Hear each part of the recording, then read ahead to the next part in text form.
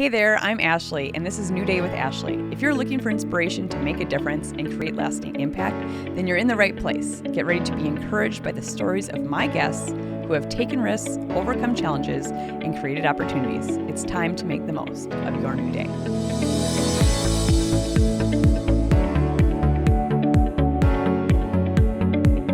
Where crazy meets crafty, magic happens. Ashley Morken is the founder and owner of Unglued Market, who has built a real-life Etsy shop. She's inspiring us all to want more out of a creative life and giving us a DIY to make it happen. It was hard to get to say goodbye to the team that I was with. Sure. At my job. I still consider them my coworkers to this day. Like, my coworker stopped in. My boss stopped in. Recently, during the street fair, my old boss stopped in, and it's been fun because they'll say, you always said you're going to do something like this. And I was like, did I really talk about it all the time that I was going to do something else?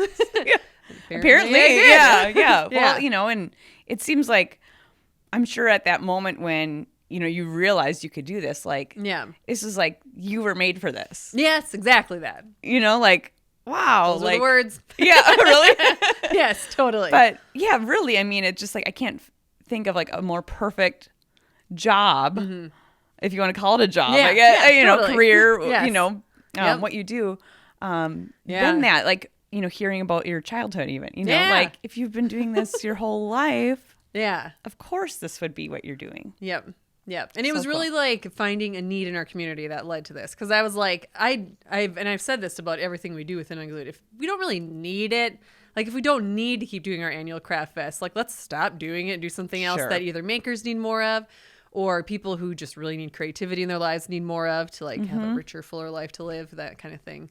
That's been a big part of it. Yeah. Is I didn't really think we needed this. And then I realized this was something in our specific community that I could do and make happen and work with other people to make happen too. But anyways, yeah. And it does. It brings the store brings so much joy, but all these events that you're doing. Yeah. Brings so much joy to people. So was it a really big risk then of leaving a steady, stable, paying job to do something where you like? You have no idea. You have no idea what's going to happen. Yeah. Yes, very much so. Right. It was a crazy risk. And still being I could always go back to healthcare if I needed to was always a big part of this can happen. Yeah. Not be easy, but it could happen. But each step along the way has been super risky. When we decided to open a shop in Sioux Falls or now moving outside of downtown, they're all things that could really make or break our entire mission. Sure. And why we exist. And so I feel that was a big one initially doing it. And now it's never stopped.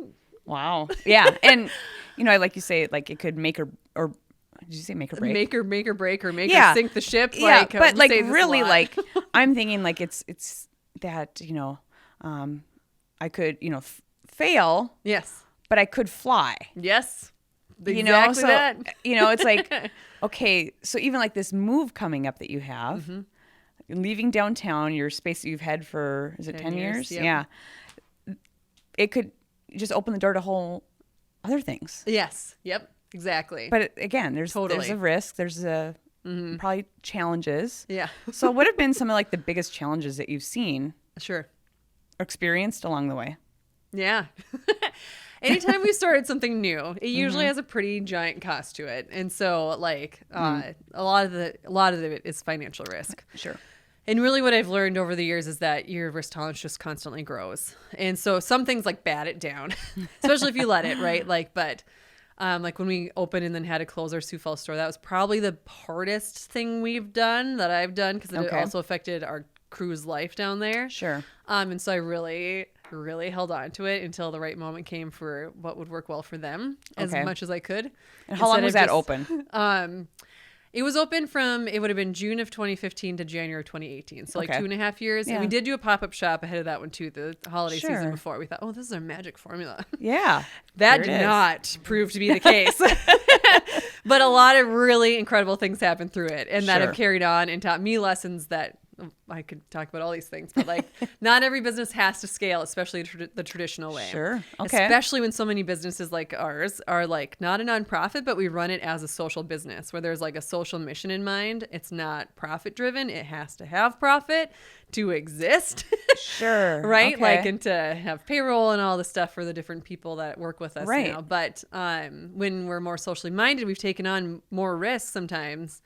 Like opening Sioux Falls and that kind of thing, because we thought, well, the need is there, and that we can fulfill that need kind of thing. And so, for a risk and challenge, Sioux Falls it's probably my shining example of the hardest thing we went through. Sure. Because the pop-up shop blew everyone out of the water down there, and we're like, well, So pop-up shops are still a good thing then. they are, yes, yeah.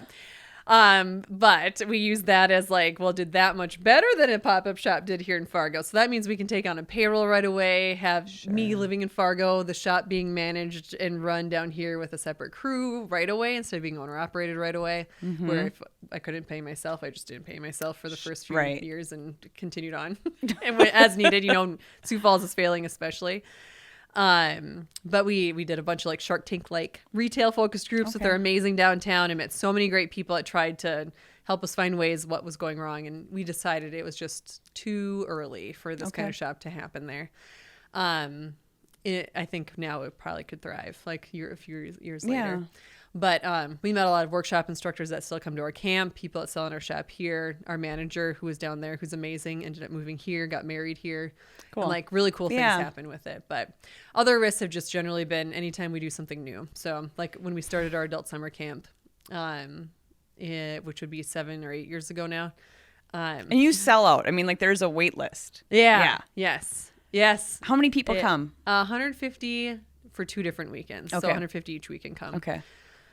And yeah, so the second year of doing that one, it sold out in like 30 seconds or a minute, and it broke our Eventbrite site we were selling it on, and people were so angry and like crying, yelling, like calling us about it. And so we decided it can't be just like tickets go on sale for that. Right. We'll do a lottery. So we do a lottery starting the 3rd year of that. To make it less stressful, at least. Sure. But so you don't have to be there at 30 seconds or like before that, you know. Crashing the site. Yeah, we still do our normal retreats and stuff on normal event platforms, but the camp. But yeah, camp turned out to be great. It like we were able to the way that it's grown. We now do 2 different weekends instead of just one, and about 50 different workshops each weekend, and different makers come to teach, and you earn merit badges. Like that was an idea that my brother and I sort of had because we wanted to go to an adult summer camp in LA kind of thing. Okay. Or summer camp for adults. It sounds kind of creepy when you say it like an adult summer camp, but you know, like no, like adult, like 21 plus summer camp kind of thing. Yeah.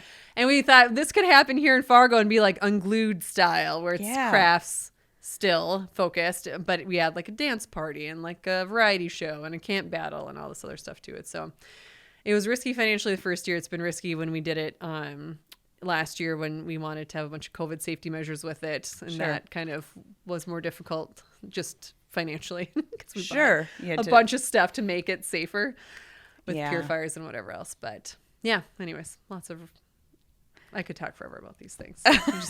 But you know, like each of these like events too is so much work, really. Yeah. And now, so it's not just you have a staff. Yes. How many do you have on staff then? We have one person who does like a little less than full time, who covers our shop a lot and is really, really a part of our event planning with me. Okay. And then we just have a couple of people who are part time with us too. Okay. And they either are helping at the shop retail counter, or we have our 3-person really event planning group. So we meet, come up with the ideas, and then currently I still generally do a lot of the execution of them all happening, and then divvy up a few of the things that we do too. Good. So you've been able to delegate a little bit. Yeah. Yes. Yep. Totally. And with Brewhala, we'll need to keep adding on more of a crew because we'll have a separate workshop space to manage and stuff too. So that'll become that's really a new thing then. Mm-hmm. Adding on. Well, right now you have a space, but not as big. Yeah, we stopped using it in 2020, the space in the back of the shop, just because it's tiny. It is like half the size of this room, maybe. But we made it work for how long, because we didn't want to rent a place and charge more for kids camp or that kind of thing. Price point has always been my stickler. Like I don't want to just appeal to people who can afford a high ticket price. Sure. It needs to be available for me and other people who are like budgeting their life and that kind of thing and still want really cool creative opportunities for their kids or themselves. And so we really made a lot of things work to make sure that that price point can stay really approachable to everyone, or as many people as we can. And now we'll be adding an entire workshop space that'll be in the brew hall, but separate on separate floors, and it'll be like a 16 to 24 person workshop space. So it'll lend a lot more creativity and opportunities. Wow. And you guys have worked with a lot of like local places too in the community of like using other people's spaces or. Totally. Yep. A lot of people have asked us to just come and like, we want people to get creative in that really cool space that's meant for like usually beer or, whatever else, which is beer or coffee or something. Yeah. And they want it to really get used to inspire creativity too. And so we've done a lot of collaborations, which we love doing. Yeah. And meeting other people in the community doing mission-minded, really cool things. And being a part of it. Wow, what a great episode. Thank you so much for joining me. It's always so inspiring sharing these stories.